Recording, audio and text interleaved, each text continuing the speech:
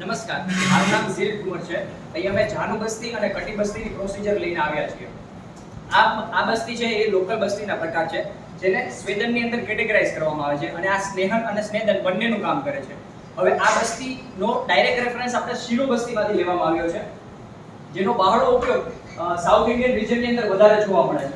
હવે as per the Ayurveda tax, બસ્તી એટલે કે જે યુરિનરી બ્લેડર છે, યુરિનને વિવોઇડિંગ સુધી જે રીતે હોલ્ડ કરીને રાખે છે, સેમ એ જ પ્રિન્સિપલથી આપણે અહીંયા હોમ મેડિકેટેડ ઓઇલને ટાર્ગેટેડ રિજન ઉપર આપણે હોલ્ડ કરીને રાખીશું. હવે આ બસ્તીમાં વપરાતા ઇન્ગ્રેડિયન્ટ્સ જેવા છે કે માસ્ટપીસ એટલે કે અડદનો લોટ કમ્પાર્ટમેન્ટ બનાવવા માટે, પછી છે કે મોલ્ડ કમ્પાર્ટમેન્ટને સ્ટેબલ રાખવા માટે, પછી છે કે ઓઇલ. હવે આપણે અહીં તેલનો ઉપયોગ કરીએ છીએ કારણ કે આપણે જે પર્સન છે એ હેલ્ધી છે. બાકી આપણે દોષ દૃષ્ટિ અને રોગને ધ્યાનમાં રાખીને અલગ અલગ પ્રકારના તેલનો ઉપયોગ કરતા હોઈએ છીએ. જેવા કે પોસ્ટ ફ્રેક્ચરની કન્ડિશન હોય તેમાં આપણે હુરીવેના તેલનો ઉપયોગ કરીએ છીએ. પછી વાત કફજની કન્ડિશન હોય તો એની અંદર આપણે કોટમ ચુકાદી અને ધાન્વંતરી તેલનો ઉપયોગ કરતા હોઈએ છીએ. પછી વાતની કન્ડિશનની અંદર આપણે સહચરાદી તેલનો ઉપયોગ કરતા હોઈએ છીએ. પછી વાતપિત્તની કન્ડિશનની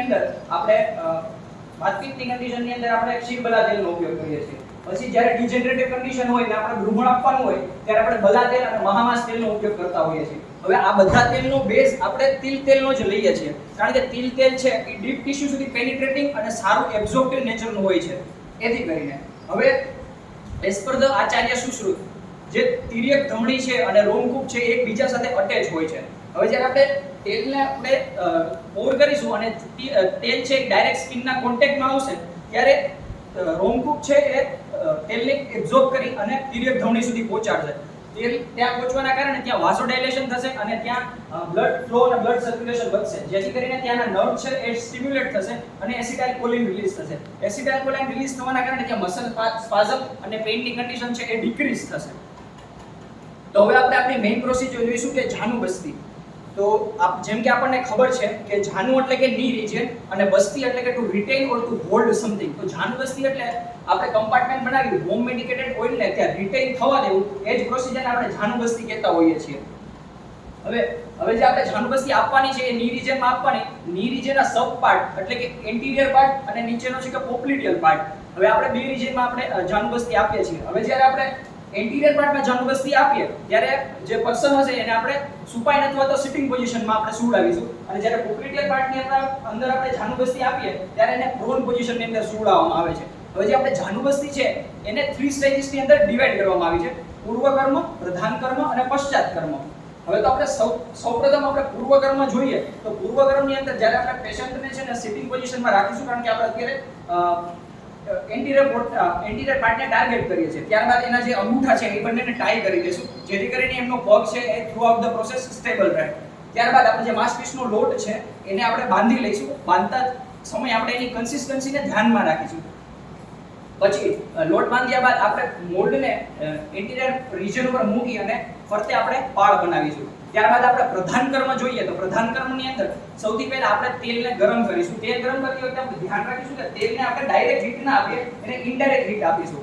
ત્યારબાદ આપણે તેલ ગરમ થઈ જાય પછી એને સ્પંચ વડે અંગૂઠાની એક ધારે તેલને આપણે છે ને પોર કરવાનું હોય છે. પોર કરતી વખતે આપણે અંગૂઠાનો ઉપયોગ એટલે કરીએ છીએ કે કારણ કે આપણને પણ ખ્યાલ રહે કે તેલનું ટેમ્પરેચર કેવું છે, તેથી કરીને પેશન્ટને કાંઈ બર્ન થાય નહીં. હવે તેલ પોર કર્યા બાદ આપણે કમ્પાર્ટમેન્ટને તેલ વડે આખું ફિલ કરી દઈશું. તેલ ફિલ થઈ જાય ત્યારબાદ તેલને ત્યાં સુધી આપણે ત્યાં રિટેન થવા દઈશું જ્યાં સુધી તેલનું ટેમ્પરેચર નોર્મલ ના થઈ જાય. તેલનું ટેમ્પરેચર જ્યારે નોર્મલ થઈ જાય ત્યારે એને પાછું આપણે હોમ મેડિકેટેડ ઓઇલથી તેલને આપણે રિપ્લેસ કરી દઉં. આ સેમ પ્રોસેસ આપણે 30 to 45 મિનિટ સુધી આપણે કન્ટિન્યુ કરવાની હોય છે. હવે ત્યારબાદ આપણે પ્રધાન કર્મ જોયું, ત્યારબાદ આપણે હવે પશ્ચાત કર્મ જોઈએ. તો પશ્ચાત કર્મની અંદર આપણે જે તેલ છે એને સ્પંચ વડે પાછું રિમૂવ કરી લઈશું. ત્યારબાદ આપણે જે કમ્પાર્ટમેન્ટ છે અને મોલ્ડ છે એ બંનેને પણ રિમૂવ કરી લઈશું. હવે ત્યારબાદ આપણે એ જે ની રિજન છે એની અંદર જેન્ટલ મસાજ આપીશું અને આ પ્રોસેસને વધારે ઇફેક્ટિવ બનાવવા માટે આપણે પત્રપિંડ સ્વેદન અને અભિયન પણ આપી શકીએ છીએ. તો હવે જે આપણે જાનુ બસ્તીની પ્રોસિજર છે આપણે જોઈશું.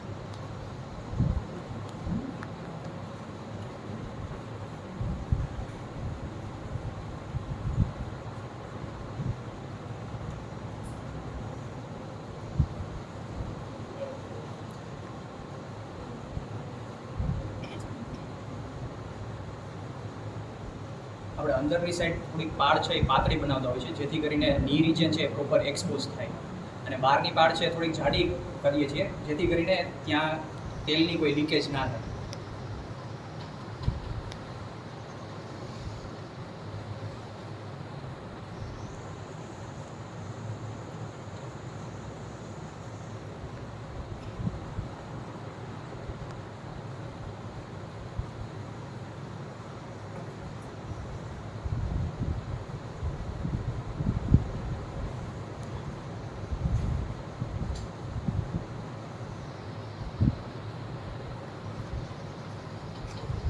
જ્યારે પણ આપણે પાળ બનાવીએ તો પાળનો જે સાંધો હોય ને એને હંમેશા ઉપરની સાઈડ રાખવાનો, જેથી કરીને સાંધાની અંદરથી પણ તેલનું લીકેજ ના થાય.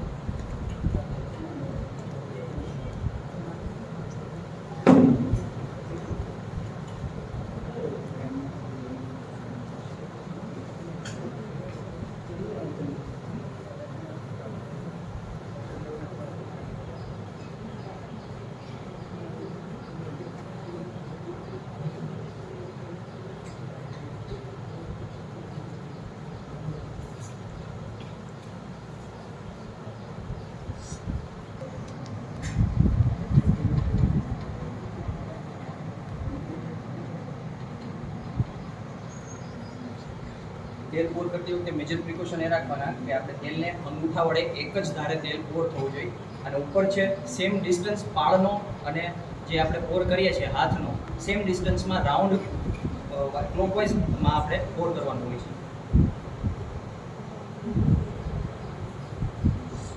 એક જગ્યાએ પોર કરીએ આપણે તેલ તો ત્યાં આપણે પેશન્ટને બર્નિંગ સેન્સેશન થઈ શકે છે.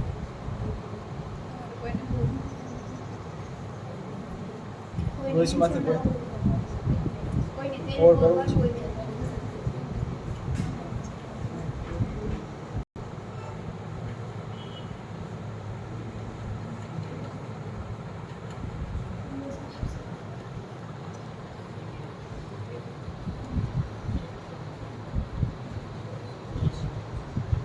વોઇસમાં કોઈ તેલ પોર કરવામાં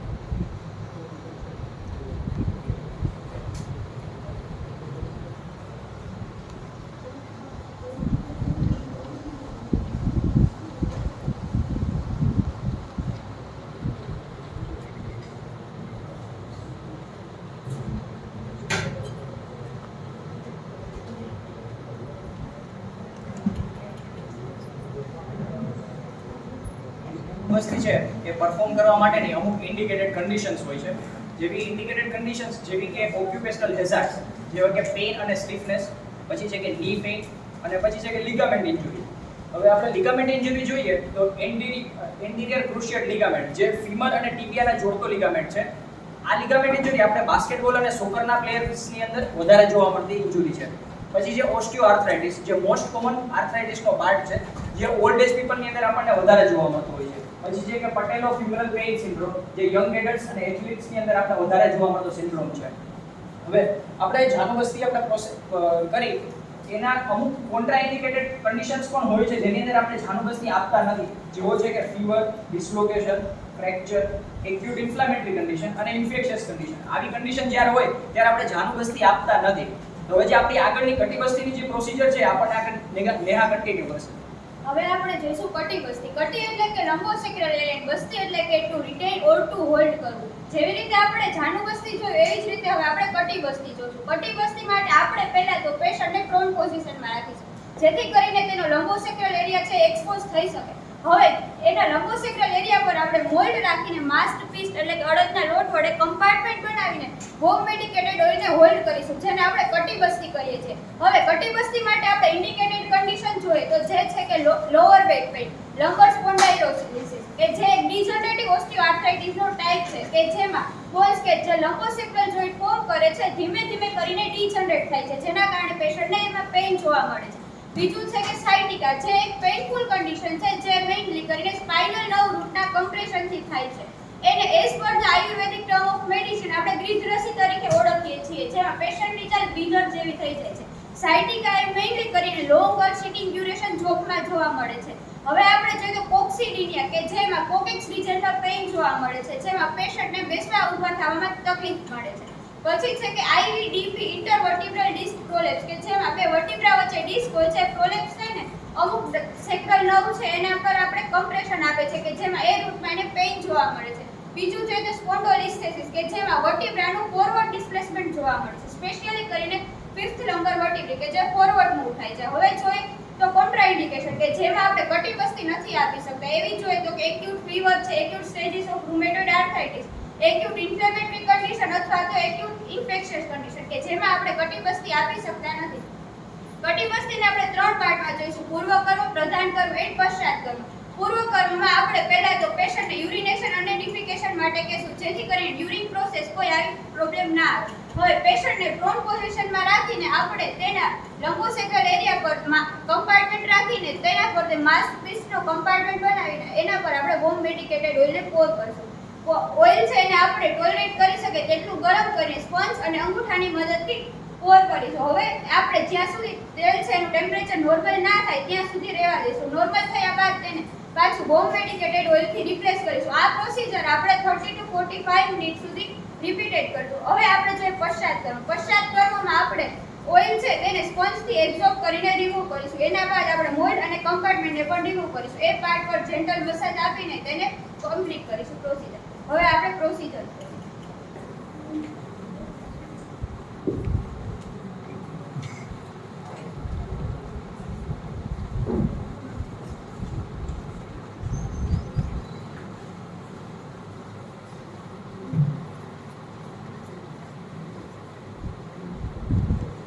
ટાર્ગેટ કરવાનું છે.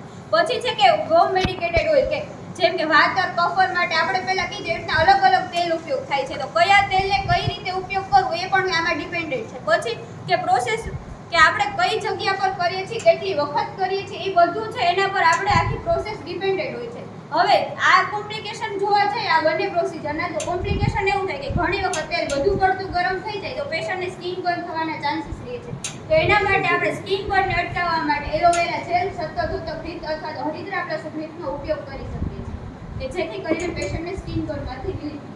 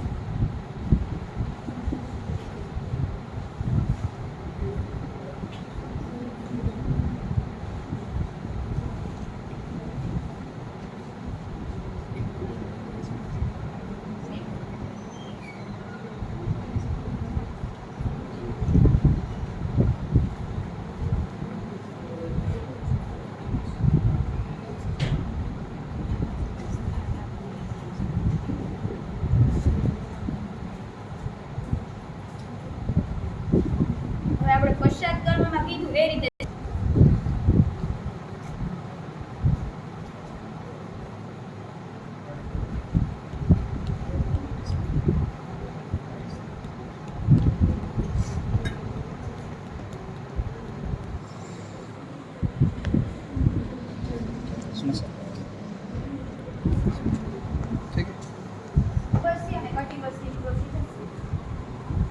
યોગ્ય 2022 છે એનો એક ગોલ છે કે દુષ્ટકર્મણામ નિસંશય કરણામ, એટલે કે practical experience is the best way to resolve doubt. I hope કે અમે તમારો આ ગોલ છે એને ફૂલફિલ કર્યો હશે. Thank you.